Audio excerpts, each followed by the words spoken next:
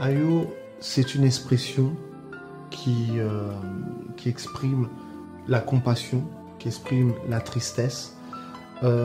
Chez nous en Centrafrique, souvent quand on commence une phrase par Ayo, c'est pour annoncer une nouvelle qui n'est pas des plus plaisantes, un malheur. Voilà. Ayo, pourquoi? Parce que mon pays est en souffrance et je voulais montrer aux yeux de tous, nous voulons montrer, les artistes qui ont participé à ce projet, aux yeux de tous, combien nous étions tristes dans la douleur de voir ce qui se passe en Centrafrique. L'importance de ce projet, aujourd'hui, la Centrafrique se trouve entre la mort et l'oubli. Chaque jour, il se passe des actes atroces, des enfants meurent, des personnes âgées aussi. Les conditions humanitaires sont déplorables. La crise humanitaire est vraiment au point le plus élevé.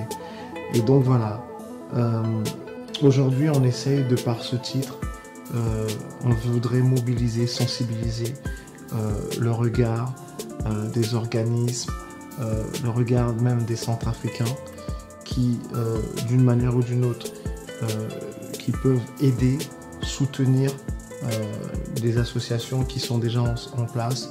Oui, pourquoi pas.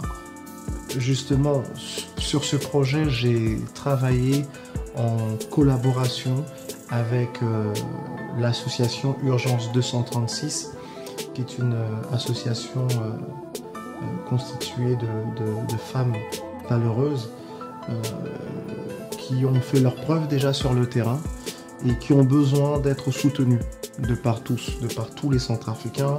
Effectivement, ça peut être considéré aussi comme un appel, voilà, que les gens puissent rentrer en contact avec cette structure qui est déjà bien assise et qui a besoin du soutien de tous pour essayer d'apporter des solutions concrètes au mal de la Centrafrique.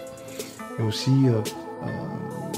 il y a aussi une autre association que j'aimerais aussi mettre en évidence, l'association Solidarité Centrafrique, qui elle aussi œuvre et qui a aussi besoin de plusieurs mains, de plusieurs intervenants pour mettre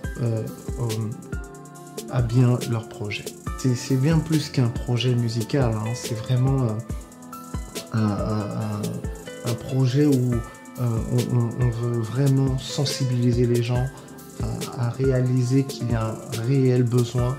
Et tout Centrafricain, on est appelé à agir d'une manière ou d'une autre. Ce pays ne pourra se reconstruire que si nous réalisons qu'il faudrait qu'on puisse s'unir et qu'on fasse tomber toutes ces barrières. Il est de notre devoir de réagir. Donc voilà, nous, les artistes que j'ai invités, on a essayé d'apporter notre pierre à l'édifice. Donc pour essayer de voir les choses autrement. Maintenant, je voudrais aussi, par rapport à ce projet, remercier toute l'équipe qui m'a soutenu de près ou de loin. Je ne vais pas citer de nom parce que le but, ce n'est pas de mettre telle personne en avant, mais je voudrais remercier sincèrement tous ceux qui m'ont aidé à mener à bien ce projet.